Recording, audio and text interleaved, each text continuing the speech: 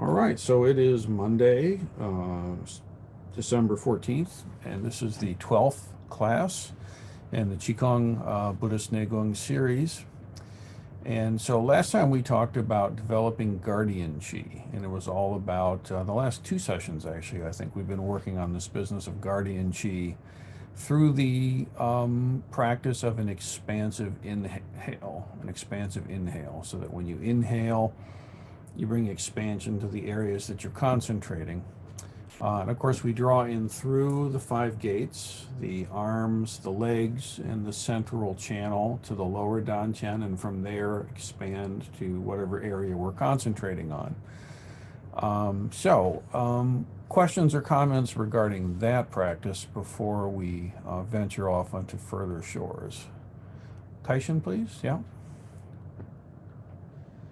Um, so I noticed in practicing this, particularly working with the guardian tree, the directional breathing in the different tiers of the midsection got a lot easier over the course of the week.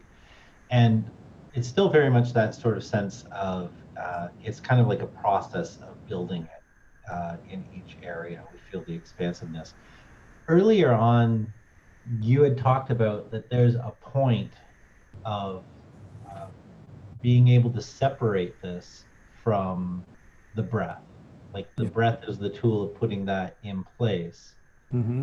Um, is it getting too far ahead to ask you to talk about what that process is like when it starts to separate from the breath, or doing No, that separate from the I breath? mean, I can talk about it. I'm not going to assign it or expect, if someone has no experience with Qigong training except what we've done in the class up to this point, then what I'm about to say would not really be suitable to try and do, not because it'll hurt you, it just won't, it would be unlikely for it to go productively well for you. But eventually what does happen is that your mind is strong enough, your jiriki is strong enough that when you just put your awareness there, the chi immediately goes. And the breath is not, you don't need to be doing anything in particular with your breath to make that happen.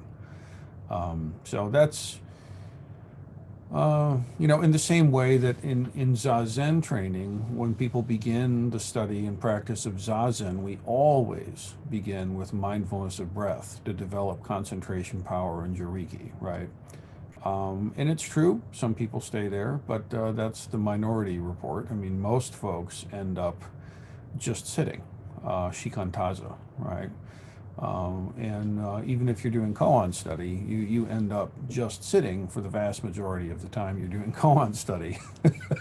So, shikantaza doesn't require that you're putting your attention on the breath as intensely. In fact, it requires that you don't. Your attention is equally in all things, in all places. It's just wide open awareness. But in the same way that if you take a complete beginner to Zazen and say, oh, just let your mind be completely open to everything and stay concentrated, it's just not going to work out well. You need the breath to kind of anchor and get some traction there and develop. You actually, by concentrating your mind there, your body conditions itself to have that centered root. And then eventually you open up the awareness so that it's wider and wider and wider, and you don't need to concentrate on your breath anymore, um, any more than any other thing, as much as everything else. So shikantaza is just sitting. So in a similar or parallel track, we begin doing very breath tethered practices, and that continues for quite some time.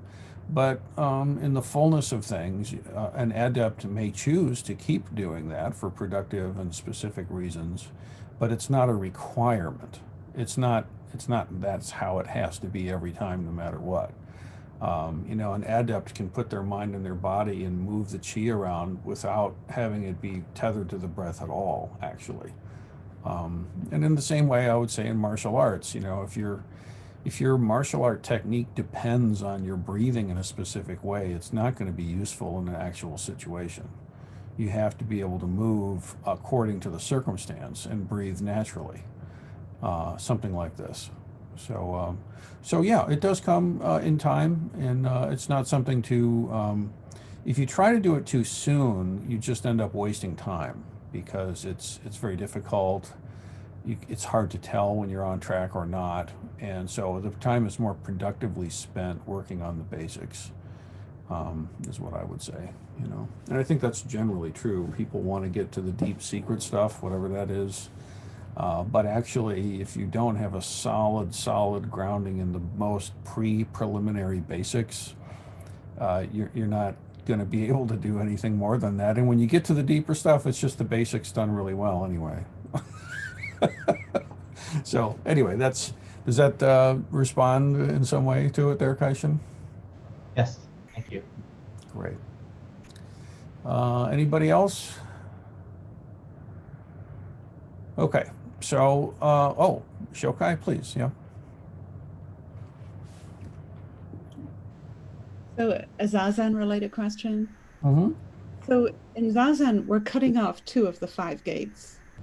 So what is the flow of energy of chi in the Zazen posture?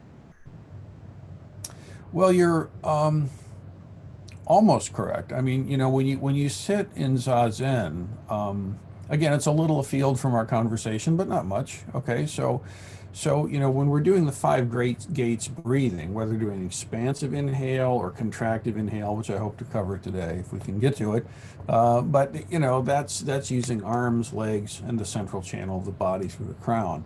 When you sit in lotus, what you're doing, ideally, if you can do lotus, you're shutting off the lower extremities because you want the goal of that kind of practice is you want to conserve the chi and not have it leak out, I guess would be the best way I can think of to say it. But you're actually taking the cross-legged posture shuts off the lower two, and then the arms you make them self-referential so that it cycles around into itself. Okay, so you actually are when you're sitting, you're not really drawing anything in. First of all, you shouldn't be doing breath practice, kind of Qigong-y stuff when you're sitting. Just sit when you sit, you know. However, it is a Neigong practice to sit zazen. That's also true to say. So when you do this with your legs, you've shut off the chi circulation in them. You probably noticed that. And then when you put your arms this way, you're actually making the circuit connect with itself. Okay. And then when you put your tongue on the roof of the mouth, what ends up happening is you concentrate here, and then the point in the midbrain starts to resonate with it. But Zazen is all self-referral. Everything is self-referential. You become the cosmos itself. There isn't anything outside. So it includes everything outside by completely including everything that's inside. I guess that's the way to say it. So when you're sitting, that's a very self-referential thing. When you open up and start to breathe and cycle through, this is a completely different business.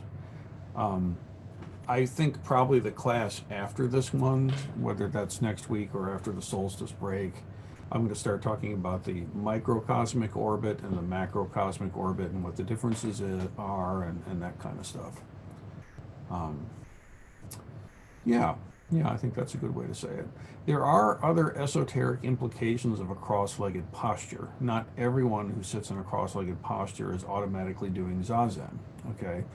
So one of the other functions of a lotus posture is to take the chi, and basically there's ways of bringing the chi and sending it up the spine and bringing it up into the brain and doing different practices with it that are really expedited by shutting off the leg meridians. If your feet are grounded, it's very difficult to take the chi up the spine the same way. Ultimately, I think you can do it anyway, but that's another reason why you might have a very different practice from Zazen that would lean into a cross-legged posture because they're trying to keep that energy from cycling. They want to like channel it and send it straight up.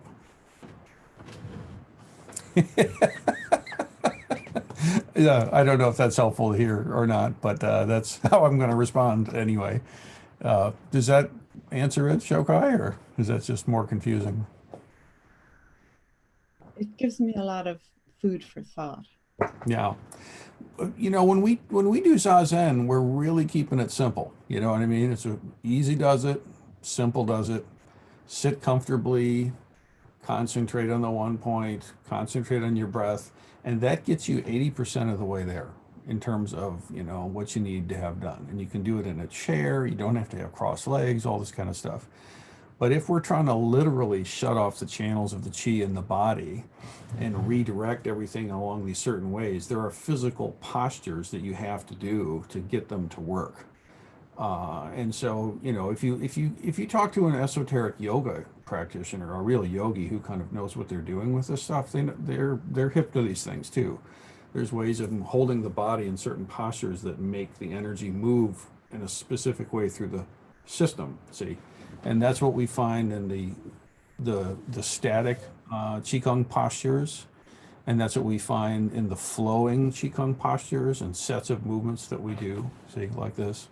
And from that perspective, cross-legged posture is just another one. And basically, every posture you take with your body, every stance you put yourself in, is a mudra. It is an expression of the cosmos, and there are certain energetic patterns that go with that. Most of us have no idea and don't know how to steer them or use them meaningfully, but that is the truth of them from this perspective. So from that perspective, the cross-legged posture is definitely a very powerful mudra to put your body in. You have to remember that in Zazen, we're driving towards awakening. So that's a very specific thing to be doing. I'm not necessarily working on awakening when I'm working on, in fact, I'm definitely not working on awakening when I'm trying to buff up my guardian chi.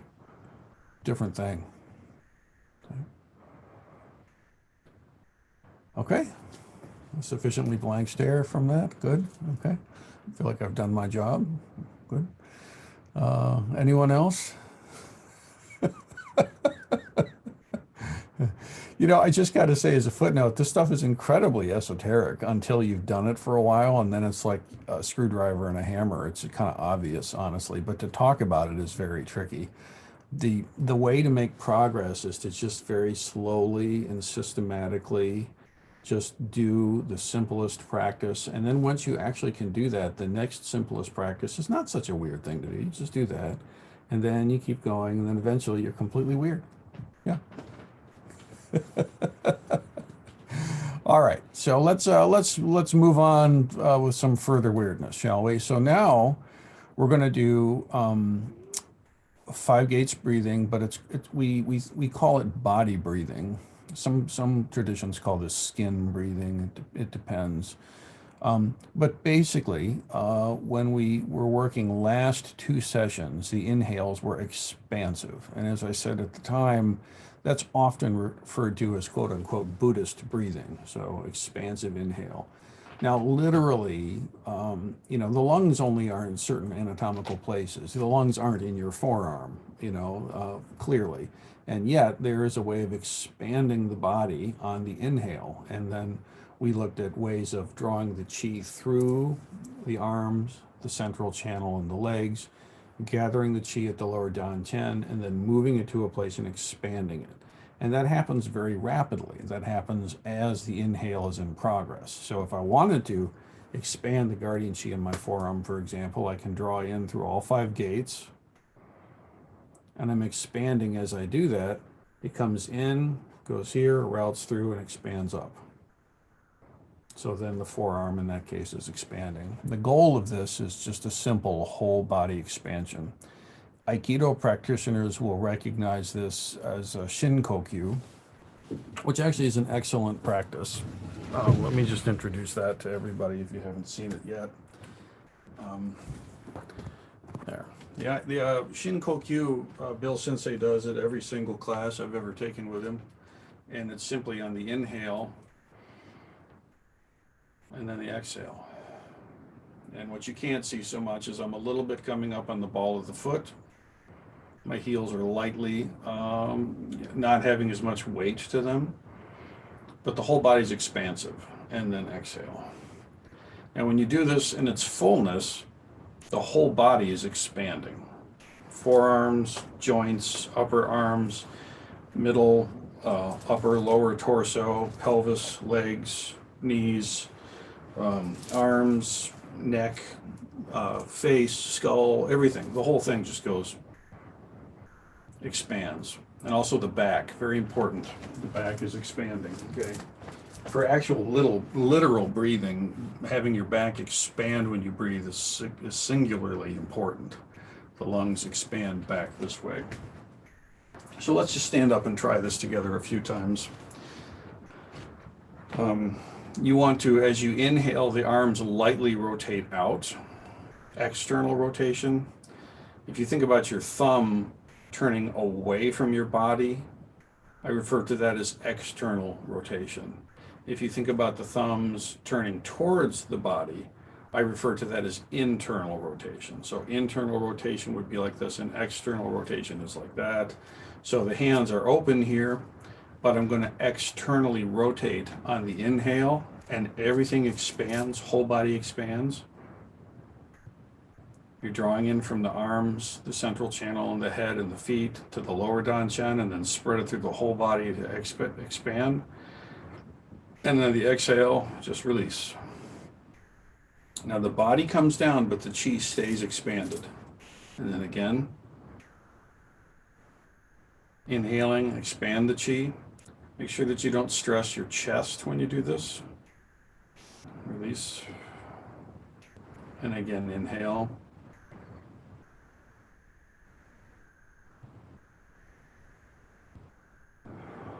And exhale. As we talked a little bit about last week, you physically inhale never more than 70% of your capacity. You don't want to like completely inhale until you can't stand it anymore. And you don't want to exhale until you think you're going to fall over. You know, you want to keep it very comfortable all the time.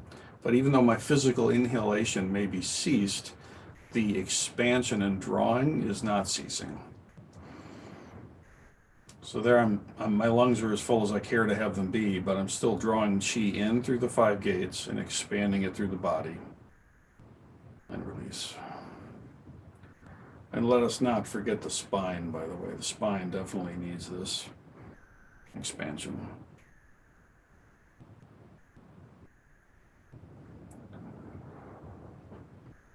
And one more time, inhaling.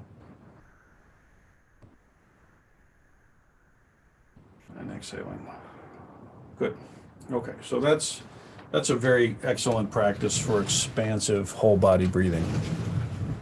Now, let's discuss together its corollary antagonism, complementary antagonism to that, which is a contractive inhale. Okay. Now, the contractive inhale, as I've mentioned earlier, is often referred to as a quote-unquote Taoist inhale. However, I think, just for me and working with folks, I think having it be a contractive inhale is much more specific. You know, it says exactly what it is. So with the contractive inhale, what we're going to do is the same 5 gates breathing, but the function of it, rather than expanding out to nourish the guardian chi, what we're going to do here is draw in, and you're going to draw the chi into your internal organs and into the marrow of your bones. And you're going to bring that chi in to nourish the organs and nourish the marrow. So the first practice is taking the chi and expanding out to, make the guardian chi strong. And then this practice is to draw the chi in and nourish the innards, okay? So in the same way that we did the trunk and we did the lower, the middle, and the high, we'll do the same process, except this time everything contracts as you inhale, okay?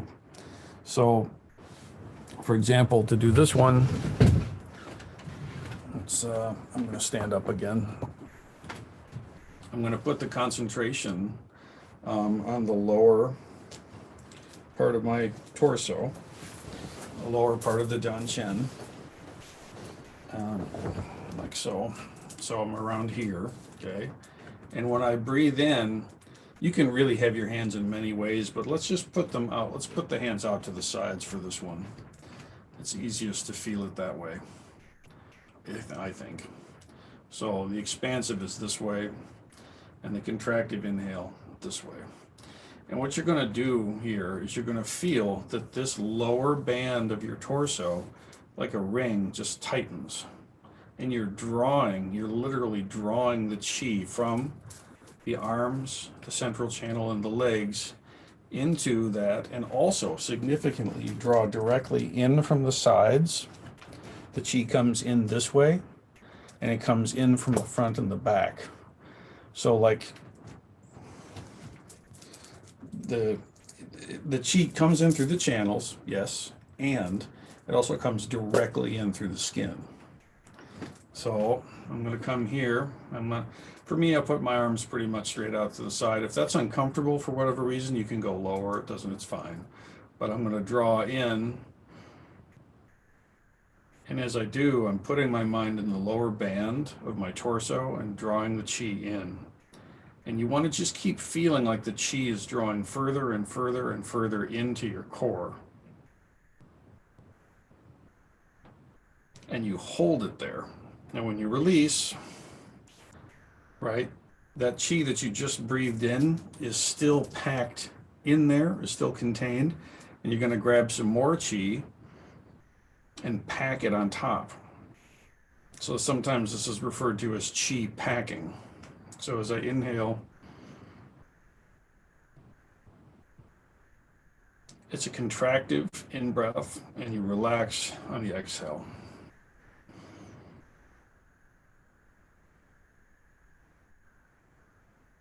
And there is some muscular contraction when you do this. So I am a little bit feeling my lower abs kind of come in, my sides come in, and my back come in physically. Again, if we were in the same space, I could invite you to put your hands here, and you could feel physically that actually the sides are coming in somewhat.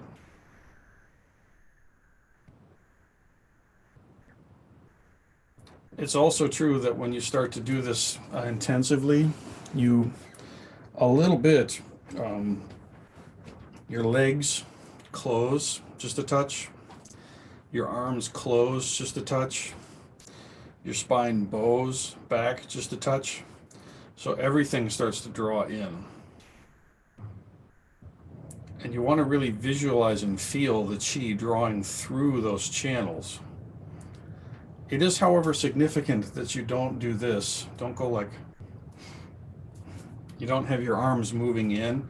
It's as though they're stuck out here and you're drawing and only the elbows are sinking, but your arms stay expanded.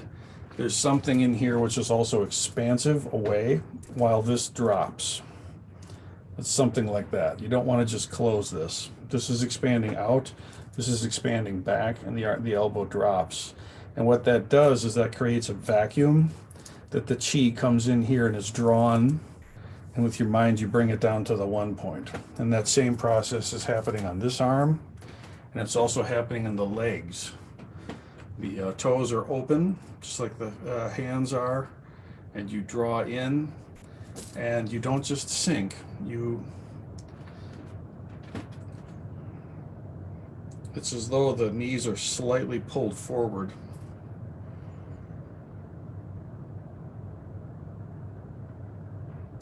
And then you bring all that in to the lower part of the hara and let the chi sit there in your internal organs, and then release the body. And when you release, it's like you put your finger back and you relax it and it snaps forward. That's inhale, and then you release it. So that's the feeling here. When you breathe in, you're drawing in, and then you release, and it actually expands on the release. It's exactly the opposite of what we did last week, where you're expanding on the inhale. This is actually contracting on the inhale and expanding when you release it. Okay, so let's do this a couple more times. And again, you have to keep your mind in that lower third of the hara and draw it in from all the way around, and visualize the chi, feel the chi coming in there and nourishing your intestines, and then release. When you release, the chi stays there. You go grab some more chi and inhale again.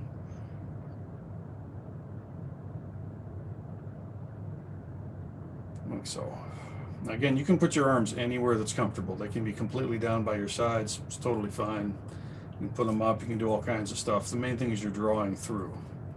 Sometimes out front is good, but okay. So before we move on, questions about this or difficulties anybody may be feeling? Or perhaps not. Kaishin, yeah? So the first thing we were doing before that, you were taking us through what was called Shinkokyu, which is for my Aikido warm-ups. But what did you call what we were just doing? It's called skin breathing or body That was breathing. it. Okay, thank you. Yeah. I find the terminology unsatisfactory, however, but I think of it as intestine and marrow nourishing. That's what I think of it as, because that's what it's doing. You know, it's marrow nourishing breathing, but that's kind of an unhelpful descriptor too, I suppose. I think the best one I can think of is it's a contractive inhale. You're taking the chi and holding it in to nourish the insides of you. The prior one is you're breathing the chi in because you've got to get it there, and then you're holding it out to nourish your protective aura, your guardian chi. So this is nourishing the internal chi. The last one is nourishing the external. Okay. Thank you. Master Yang refers to this as body breathing or skin breathing. Okay. Important note, the pelvic floor has to stay lightly up to kind of seal it. That's important. Okay, so everybody's good on that? So then let's do the next one, which is the middle band. Okay. So again, I think this is better done standing than sitting, although that's workable also. But now you think the middle band, basically from the, above the belly button and kind of around. And the salient feature here is you draw in through the 5 channels, and you also want to feel the chi come right in through the front, come right in through the sides. I think earlier in the class I talked about breathing directly in through the back of the spine. Did I not? I think I did. And so this is like that, except you're breathing in on all sides, all the way around you. The whole band is basically drawing in. And you really want to feel that that's working in concert with the five channels drawing down to the lower and then coming up here and pulling in even more. So let's go ahead and breathe in up here in the middle band. So breathing in, you just concentrate in that area of the body and make sure you continue to draw in. Now there's a whole bunch of different organs up here. Okay, and when you do this for a while, you might surprise yourself with how in touch with your internals you can get. Many people have no sense at all of where their liver is or what their spleen, where it is or how it feels. These organs all have energetic vibrations. They don't have nerve endings per se, but you can sense them. You can't feel them, but you can sense them. And what you're doing now is taking earth chi, environmental chi, and heaven chi, and you're drawing it into and nourishing all the internal organs, basically in this middle third of the body.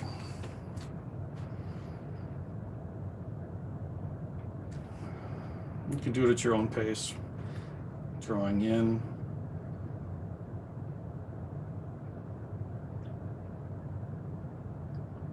Remember, when you get it there, you leave it there.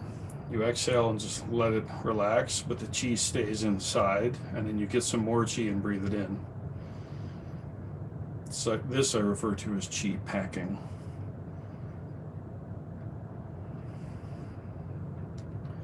Breathing in, letting it accumulate, let it nourish. Release the body, release the breath, grab some more chi, bring it in. Hold it there. Release the breath, release the body, keep the chi inside. One more. Drawing in. Hold it. Let it nourish that place and then release. Good. Okay. Okay, right. Is everybody able to kind of make this go? Yoshiki, something, yeah? Do you always bring it through the hara first, no matter what section you're working on? Yeah, the 5 gates always draws down to the lower danchen in the 1 point, okay? So the central channel goes there, the arms go there, the legs go there. Those 5 gates always go to that central point, and then from there, you can move it up here. So this chi comes in here, comes down to this point, it's drawing, okay? And then I take that chi up here. And at the same time, this band is drawing directly. So this whole band up here is drawing in with the inhale, and simultaneously this is coming in down here and bringing that chi up to this point. And all of that goes to nourish the organs that are in that space. Now, I will say that if you practice this with the mind of Zazen, if you have good samadhi and good concentration and good viriki, and you're really in a sensitive place. Also, if you eat a bunch of crap, it's very difficult to feel this. If you eat clean, you can actually feel much more of your body than if you eat junky. Okay, a lot of animal fat and stuff like this, it tends to clog up things, and you become very insensitive to your own structure. I can speak from experience. Okay, if you eat clean, you can actually sense more. You can feel more of your internals. This is also my experience, okay? So you may find that as you do this, some particular area of your internal structure feels weak. And then I would encourage you to take all the chi and bring it to that place, and you are therefore nourishing that internal structure, okay? So you might not know it's your spleen or your liver or what have you. You might just feel like, oh, there's a little weakness over here or over there. That's fine. Just bring the chi and hold it there. And you again, be very careful that you don't visualize it in your mind imaginatively and then think that that's actually doing it. Visualizing it is not actually doing it. That's having an image in your mind, a visual impression of it. That's not the same thing as actually experiencing it in your senses. So I find that a lot of times people will sit here and they'll feel like, oh, maybe this area is weak, and they'll visualize white healing light or something coming in there. But actually, they're not in their body. They're up in their imaginative third eye, like imagining something in their body. There's no chi moving. It's not happening. So it's kind of like, stop that. You have to actually feel, right? You want to feel the energy coming in to that point. So you have to use your felt body kinesthetic senses. Visualization is useful to kind of get you in the right room, but then you've got to start feeling what's in the room for yourself. Not relying on just imagining it as a visualization. Does that make sense to everybody? So, particularly because we're so much in our heads most of the time, you can easily visualize stuff and think you're doing it and you're not. So even your visualization is correct. That's particularly frustrating, but that's how it is. So you might feel some particular weakness. I mean, you might know structurally you have a weakness. For myself, I have that issue in my spine, that scoliosis I was born with. And so I'm very, very familiar with where that is. And I can do this practice and bring the chi and hold it there. And I keep bringing more and more chi and packing it into that place in the spine, see? And what I've done when I do that is I increase blood flow. I increase chi circulation to that place. I increase my awareness and sensitivity to that place by holding my mind in that area. It's the front of my spine right around here. I can actually sense it more. It becomes more workable, more alive, and becomes more healthy. Okay, so So anyway, I'm just saying this to encourage you, you know, if you feel like you're doing this and there's some particular dullness, weakness, gap, place of blankness you can't sense, you can spend time just like gently bringing ki into that and just hold it there. And just bring more ki and bring more chi and bring more chi and just hold it there. Okay. Now, exceptions to that. Your literal heart. You have to be very careful about this. Okay. The next is obviously from the top chunk of the torso. Okay. Now here we've got our heart. And you want to be very careful about this. If as long as you're just gently bringing chi in, it's fine. What you don't want to do, and my experience with this, is you don't want to concentrate literally on your heart and pack chi and bring chi into the heart and keep doing that. The chi is a very active organ. It's got a lot going on. And you know what? If you're alive right now, your heart has enough chi. Okay, so don't overextend it, because what you could do is you could get it to where it starts palpitating or going too fast or whatever. And there's a lot of electrical signals in the heart. You really don't want to mess with it. So you don't have to avoid it, but don't specifically pack chi in your heart. Does that make sense to everybody? Put a hand up if you get what I'm saying, okay? Because that's an important thing. Yeah. So that said, you can stand or you can do sitting, whatever. But let's do that middle band, okay? You don't have to be afraid of including your heart, but don't exclusively focus on it. All right. And so I'm just going to do the upper part. And again, that's from about here to about here, right? And so it comes in through the 5 gates, comes in directly from the fronts, the sides, and the backs.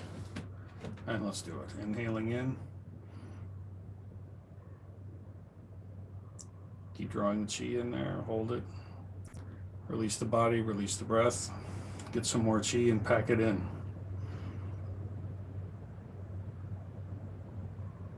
Hold it in. Release the breath, release the body, leave the chi inside. Get some more chi on the next inhale.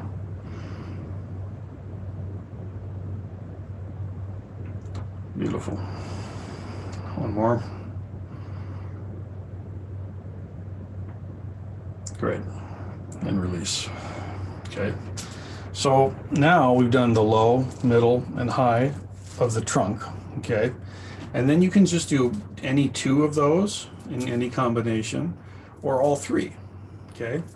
So, you know, when you really can do this, you just do the whole body at once. You just go here and you just draw in everywhere. And it's easy to do actually, but to get your sense of it, you do it by sections, and that's the procedure, right?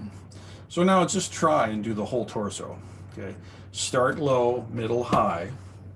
You can do, and remember, you're coming in from the sides, from the front, in from the back, also in from the diagonals, okay?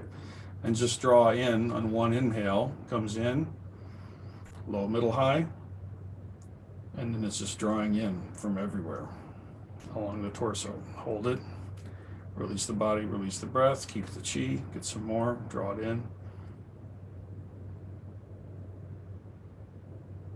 Comes in through the back of the spine, release. Comes in through the front of the spine also. Comes in from the sides of the spine and the diagonals of the spine. When you focus on the spine by itself, by the way, that's an incredibly nourishing thing to do for your whole system. Basically, every organ connects to the spine and is related to the spine. So you can do this, as I am now, with the entire inner organs. But you can also do it exclusively focusing on the spine. Both have value.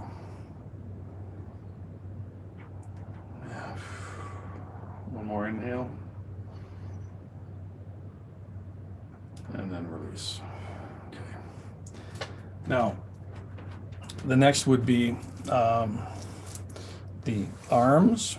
Okay, now let me talk about this a little bit. This is perhaps a little counterintuitive, but in the same way that you draw directly in from the front, let us say, or the sides or the diagonals, okay? And concurrently, you're drawing in through the 5 gates. So too with, let's say, your upper arm, okay? At one moment, in one inhale breath, when I'm doing this practice, I'm drawing in. Chi is coming in through the marrow of the bones down to the lower Jian Chen, and then I'm taking that Chi, it alchemically combines here. I take it up and nourish the marrow of my upper arm. But also what's happening is Chi is coming directly in to every point on the arm at 90-degree angles. So it's drawing directly in here, directly in here, directly in here, literally at every point. So the upper arm is drawing Chi from every place. But it's not like warm and fuzzy and vague. It's like lightning specific, and it's very direct. It's lines. It comes in as a line. Boom. It's also true here, but because the organs are bigger or something, it tends to feel a little fuzzier. It shouldn't. It should feel direct. But with these arms, you don't have a bunch of organs in here. This is a simpler area of the body than this, okay? So with this, it's really direct, and it goes directly in, and your focus here is to nourish the marrow of the bones, okay? It goes right through the skin, the fascia, the muscle, the blood, the veins, the arteries. It goes right through all that stuff. It contacts the bone, goes right through the bone, and it holds in the marrow, and you're nourishing the marrow, okay? When you breathe this way, you're cleansing the marrow in the sense that this is a freeway or a tunnel that the energy is coming through. So it's coming through this way and sending out that way. When you do this particular practice, you're bringing the Chi and packing it into the marrow of the bones and holding it there. And then you let go of this and you grab some more Chi and pack it on top. So you're constantly adding more. It's like making a snowman, and you're just packing more and more snow there, and the Chi packs, and that nourishes the marrow, okay? Now in the Vedanta or Ayurvedic medicine and traditional Chinese medicine and Tibetan medicine, as I understand it, the marrow is a big deal, okay? It has everything to do with the quality of the blood and the ability for your system to regenerate itself, okay? So this business about nourishing the marrow has everything to do with longevity. It's one of the key components to longevity in this view, the system of practice. So when you make the arms, it's going to look the same. You're going to do the same kind of 5 gates breathing, but instead of focusing low, middle, high, you're going to focus on the upper arms and the shoulder girdle. Okay, you can do the shoulders as their own thing. And what you're doing is you're drawing the energy in, boom, into the marrow of this bone on both sides. Okay, and then you do it with the joint, and then you do it with the radius and ulna bones. So you do like the upper arm from basically the neck to the joint, then you do the elbow joint, then you do the lower arm, the outer arm, I guess, forearm. Then you do the same thing with the legs. You bring the Chi into the pelvic bone and nourish the pelvic bone and hold it, the hip bones, right? Nourish that, pack it, make it strong. In the West, we tend to think of bone density only in terms of resistance training. You know, your bones aren't dense enough, so you got to hit the squat rack and put some pressure on there, and that certainly does measurable stuff, no doubt about it. A certain amount of resistance training, I prefer body weight, but a certain amount of resistance training is very good, very healthy for you, particularly as you age. However, it will not nourish your bones in the same way or to the same extent that Chi nourishing the bones will, okay? If you have a fracture or a break or something, what makes it heal is the Chi goes to that place, and it begins the healing process in this way. So our time is kind of winding down here, so I don't know that we need to necessarily go through the whole process together, but you do the same like we did last time. Upper arms, joint, lower arms, both, okay? and then you do the hips, and then the upper leg, and that's a big one. These femur bones, this is a huge source of longevity. Your health and longevity is a function of your legs. You want to make sure you keep your legs healthy and keep them strong. It's important that they have flexibility with the meridians. It's important that the marrow is nourished and that the bones have tensile strength and pliability. All of that stuff, right? They say, if your legs go, your health is going. Legs are strong, your health is strong. Okay, so this is an important point. So you do the upper leg, the knee, the lower legs, okay? And then in the same way, you do the neck, draws in. You do the middle part of the face, and it draws in, right? And then you do the brain. Now there's a bit of a cautionary tale with the brain, particularly in the skull cap region. So let me just simply say that when you're breathing in there, this is a very intense part of the human anatomy for the Homo sapien, okay? There are brain cells in the gut. I mean, there are definitely processing centers there. It's kind of like the second brain, really, at least in the Eastern thought. But this here is obviously a big deal. So one thing that you can do, there are two safe, easy places to concentrate the chi. When you draw in, you can just bring in from all areas in the crown, this whole skull cap, everything just draws chi into the center of the midbrain, and it's okay to hold it there. And you bring more and hold it, and bring more and hold it. Then it's very important, and you please make a note of this, okay? After you've done that, you want to cycle it down the front, okay? So you don't leave chi stagnant in the brain. You can draw in and pack it there for a while, do it as much as you like. And when you feel like you're satiated, don't just stop doing it and walk away and leave that chi packed in your brain. How embarrassing. You don't want to do that. So what you want to do is, the chi's packed in the brain, okay? Last time, flush it down and ground it. This is exceedingly important when dealing with the brain, okay?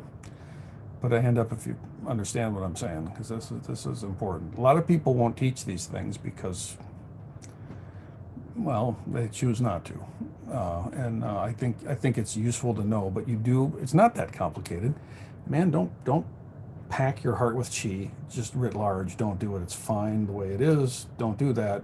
Here you can pack, but make sure you cycle through at the end of the session.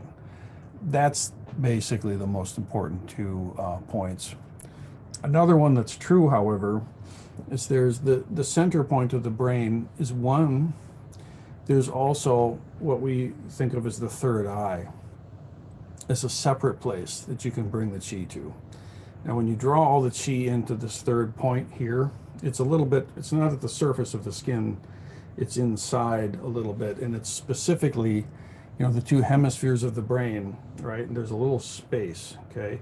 And it's right inside that space right here, and it's about, I would say, your pinky, the last knuckle, whatever that distance is on your pinky, that's about as far in right here as you want to concentrate. So for me, it's that far. So I'm going to take that unit of distance right inside here. And that would be for your body kind of equivalent. This is an alternative point to focus. Usually the progression is you work on the center point first, and that's plenty, and you just get that going. And then after that's accessible to you and you have some success with it, and you remember to cycle it when you're done, then you can concentrate at this point a little bit. And you'll see if you do that, it produces a very different effect. Okay, so writ large, then, what this looks like, in the beginning, you might cycle through all these different areas of the body with the contractive inhale. And you can take as much time or as you'd like, or as little time as you have. Right? You can actually do the entire body with one inhale.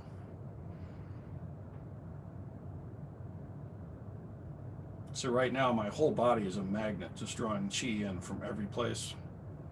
It's coming into the all points in the arms, legs, spine, torso, neck, face, brain, and I'm holding it there. And I release the body. I'm holding that chi in my innards though, and I go grab some more. See? Now to be able to do that, you need to do the first procedure where you do low, middle, high, upper arms, elbows, outer arms, hips, legs, knees, low, neck, face, crown. And when you can kind of cycle through that and take time, then eventually you can do the whole thing in one gulp. You can just breathe in, and it's just happening. Okay. I liken this very much to like when you study music, you know, you'll study, okay, all right, son, got to work on harmony. Okay, now I got to work on melody. Now let's get your rhythm together. Let's do some ear training. Get your music theory together. These are all siloed areas of study for the young musician. When they attain themselves, they just play music, and they're all components of the music. And all these exercises I'm showing you are like that. This eventually just becomes your whole body just draws chi from all around and nourishes the cells and nourishes the marrow. Ultimately, you don't even have to connect it to the breath at all. I can just sit here and just with my mind start drinking in chi from the environment. In the same way, I can then expand it with my mind and send it to the guardian chi. Ultimately, one can do both at the same time. You can simultaneously bring chi in to nourish the innards and send chi out to nourish the guardian shield. I'm just pointing out that can be the case. I remember my experiences trying to study these things, they're all presented as these very different siloed things. And it's like, oh my God, how can anybody like do this? You know, it's just so all encompassing. And really they just merge with experience. So questions or comments or a poem? Sister, are you you have your hand up? Yeah. You talked about the brain and you can pack the brain with chi. How do you cycle it then? How do you get? Yeah. Yeah. Shokai, did I not in the earlier classes did I talk about going down the front and up the back at all? Have I addressed this? Oh, maybe Shokai Somewhat. did that. Let me just listen to Shokai for a second. Did we do that earlier, Shokai, or no? We did a little, but not in detail. Okay. Well, let me clarify then. This is a really good question, sister. Thank you. Basically, if you pack chi in the brain according to the way that we've been talking, okay, when you finish the last time, you want to make sure that your tongue is forward on the top of the roof of the mouth and the palate, okay? And then what you do is you breathe in, and the easiest way is just to take your hands like this and just imagine you take the chi and just bring it down the front of your face, bring it through the tongue, down the throat, and send it right down the sternum, and it just drops right down through the legs, boom, and goes down. And you just shake it down like this, okay? And what you do is if you take your mind and take your awareness and trace that part of your body, the chi will follow it, okay? It's like if I hold the treat, the pug will come to it. And if I move the treat, the pug will go after it, okay? So if I take my concentration to this point and I bring my concentration from the center of my brain up to the front, and then from the front down, then the chi will chase after that and follow it. And then you're cycling it. And then just ground. I'm going to go into much more detail about that cycling on the microcosmic and macrocosmic orbits probably in the next class or two. But for now, that's a good answer. Thank you for clarifying that, sister. So on, I think I saw Agasho. Yeah. What if, like, when you're laying there and you're going to sleep. Yeah. Should we do any of this or not do this or get some You know, safety going? I would say to your pleasure. You know, I mean, if it feels useful and good, do it. You know, I mean, I like whenever I'm laying down to go to sleep, what I don't want to do is to ruminate or be thinking about a bunch of stuff or processing stuff. So I just draw energy in and I feel the bed rising up to meet me. And I get my body to just sink every time I exhale. I just get everything to sink and I just keep letting my chi sink, you know, and that's what I tend to do. And then when I wake up, I tend to bring the chi in, and I start to like make it go the other way, honestly, and start to bring it in and move it up, you know. And then I'll kind of get to the side of the bed and sit there. I mean, this is not a big dramatic ritual that I do. This is very quick, okay, but it is what happens. And I'll sit to the side of the bed, and then there's certain things to just get myself used to being vertical again, you know, and then stand up and then brush the teeth and do the stuff. But yeah, what you don't want to do is start trying to count reps and do exercises when you're trying to go to sleep. You want to let your mind fill your body and let yourself have the weight. Just Does that really make sense? easy and gentle. Hmm. Easy and gentle, right? Yeah, that's right.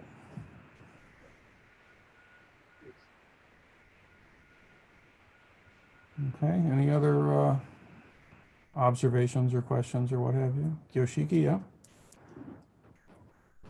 That part about the pinky, did you say that the distance inside in your third eye is where another place you can concentrate on instead of the hara or in addition to the hara? That went by fast. I didn't quite get that.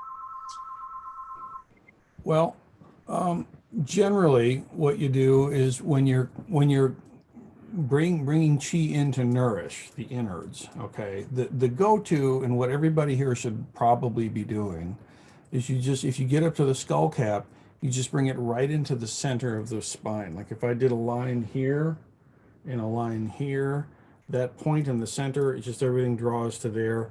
You're good. That's plenty awesome, right? Because you're actually bringing it in and nourishing all the way through and holding it there.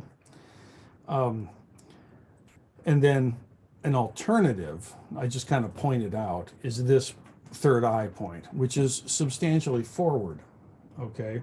And the specific distance is about that far, whatever your pinky, what do you call this? It's not your joint. I guess it is. I don't know.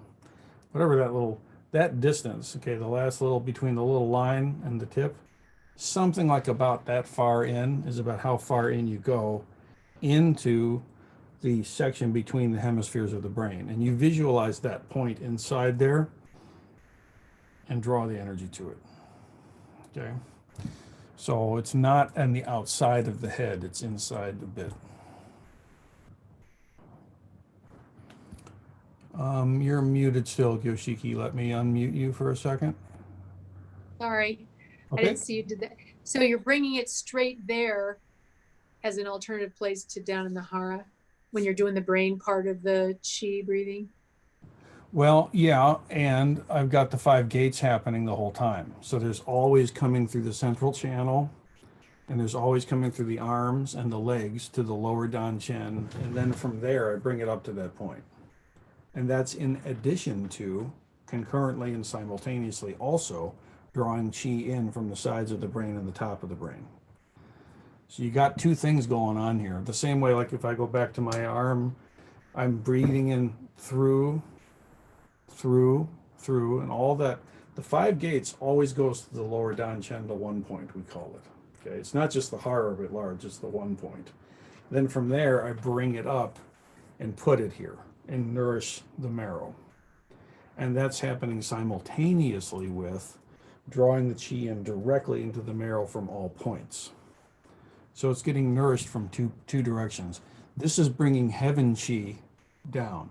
The legs are bringing earth chi up. The arms are bringing, environmental chi in. All of that goes to the 1 point and gets alchemically mixed. And then you take that and put it somewhere, We in the Aikido, we have a movement that looks like this,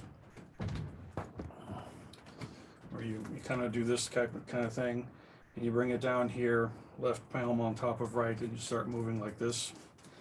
And this is I'll introduce it formally later, but it's taking the chi, bringing it down through the spine, holding it to the one point, and then circulating it. Right. So, in this case, you're bringing in the chi from all areas of the skull cap into that point, and additionally, you're drawing from heaven, earth, and environment mixed in the one point, and then putting it up there. Same time. It's like this. Boom. Okay. Okay. Oh, Sayaka, yes. I can't really feel the chi going through my dantian. So I can kind of feel it coming through my arms and legs and my head. Mm-hmm. And I can feel it like where it ends up, but I don't feel the middle part of going through the dantian. Is that like, I don't know, should I like focus on that and wait to do other things until I can feel that part?